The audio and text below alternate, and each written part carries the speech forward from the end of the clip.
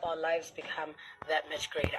All right, with that being said, let's get into Siyapanda on the left off. Thank you. So namhlanje sihleli no Dr. Khangelani Sibiya of EWTS, which stands for Where to Start Tutoring Service. Sawubona. Bona Nkosazana. Unjani? Ngiyaphila njani? I know. Siyaphila. Hey, hayi ngezwa ingane yami icela umkhulu ukuthi ayisize ngehomework, umkhulu usexayekile uthi ayigeke, awuthi ukubuza ugogo ingane yambuza ukuthi kanti wena mkhulu awuyanga esikolweni yini. So helping umshana ekhaya with homework is no child's play. Angisaphathi-ke when it comes to maths and science, where do Mpotiyani to a lot of parents out there. So do you perhaps need assistance in this regard? Ninomshana Ekaya, let me plug you. That's exactly the conversation that we'll be having today with the Dr. Khangelani Sibiya. So Sotabe, your services bring solutions to Inkinga Enkulu, right? Izwel Pegedenayo, which is understanding maths and science eskolweni. Sonke nje siyaphasa ngombuso kodwa hayi ngoba we fully understand. So tell us more about the story behind the formation of Where to Start Tutoring Service and ukuthi ningobani. Nkosazana kafushane nje usushilo ukuthi sisuka kakhulu we-founder le ye-WTS Maths and Science Tutoring.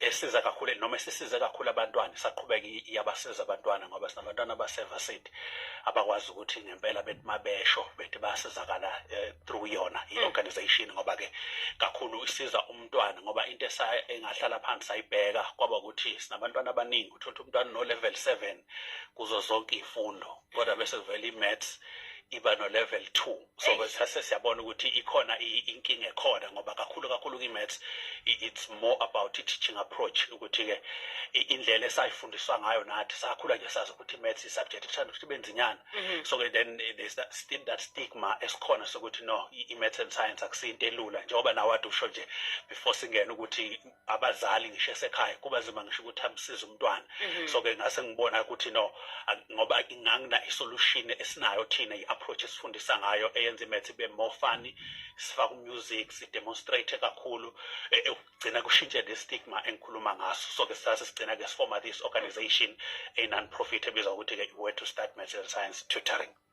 Sure, I know. I needed you back in the day. What mhlawumbe ngisazokudinga in future sazophindela esikolweni. So private tutoring yango 2010 ihlukile kunale of today, right? Because the evolution the innovation nje takes place. So just take us through the programs you provide and what the aim is behind each of the programs.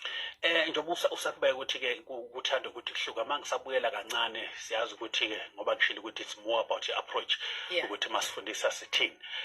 Kakhulu le kade sisafundisa 2010 ngoba dala yaqala yona 2009 sasiqala sizikole around KZN.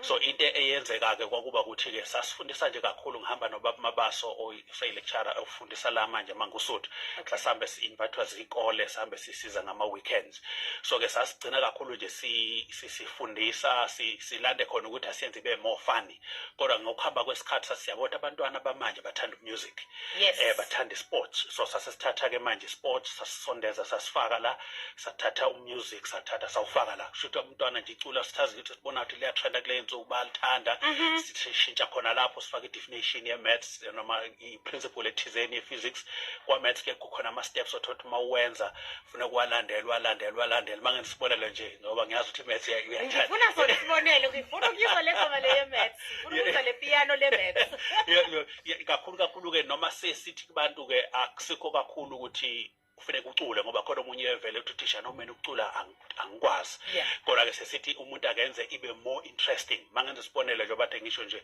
ma-ade senze calculus mawufuna turning point uya derive equal to 0 substitute back into original equation so lawo ma steps abantwana bagcine bewakhohlwa kodwa masiwacula nje suke sibiza nje kamnandi nje awufuni turning point when uya derive equal to 0 substitute back to the original. Awufuni turning point when derive turning point equal to 0. Turning point substitute back to the original. So umntwana nakanjani mangabe njalo akakwazi ukuyikhohlwa lento ngoba ugcina ecula ngaphakathi enza okuningi ade ngikhiphe nje ivideo ade ngiyifaka ama lessons oma nama free lessons engiwafaka lapha ku Dr. Khangelani Sibiya ku Facebook. Sesikhuluma ukuthi ku-first quadrant ama-trick ratios are positive, second, third and fourth ngokuhlukana kwakhona. So abantwana bakhohlwa lokho, kodwa sisicule thina ukuthi first quadrant, trick ratio positive, second quadrant, only turn is positive. So abantwana masibaculisa kugcina bebenze bebona abantwana ukuthi kanti maths kuyinto ekhona noma ngisho isport. Masikhuluma thina ngesport, ngiyangithanda kakhulu ukwenza hayi ukuthi ngicheme kakhulu ne-Pirates, kodwa nje mawumisa uphawu le-Pirates kanje usuyabona ukuthi kunama-vertical opposite angles. Mawu-edda onke lama-A's, they add up to 360. Mangithatha i-Sundowns ukushuthi ngiyabona ukuthi the two lines are perpendicular, product yama-gradient yakhona is -1. Obviously there will be equation ezothi prove ukuthi le-angle 90 degrees. So i-maths is there. Ngisho uya ku-sport uyayithola i-maths. Ngisho ngikhuluma ngophawu le-Chiefs mangithi side angle side, kushuthi ngikhuluma nge-angle included. Kushuthi umuntu mayebona nje ikhosi limisa kanje uvela bona ukuthi nayi trigonometry ikhona la. So ke ngendlela siyenza ukuthi abantwana bebone ukuthi hayi maths ayikho nzima ngaleyo ndlela. So ilokho esesikwenze njengoba duke wambuza komunye umbuzo othi ama-programs esinawo sifike sibe ne-upgrading ngoba siyazi ukuthi kunama-upgrading centers amaningi asiza abantwana. Thothi umntwana mhlawumbe uno-level 2 befuna mhlawumbe u-level 5 avela upgrade agcina athole u-level 1 ngoba kuyenzeka ukuthi uyo-upgrade uvele ufeyile kakhulu. Yes, so-ke sinaleyo program as well assist abantwana bahlala ngaphakathi kunothisha abasebenza full time. Siphinde sibe ne-boarding house around Richards Bay. Sinabantwana more than 60 abahlala khona baye ezikoleni 5 to 6 basiza ngama-homework, 6 to 8 bafundise, 9 to past 10 kube yi-self study kodwa lesuke sesimonitor. So ama-classes now bese siba nama-centers, about 21 centers around KZN.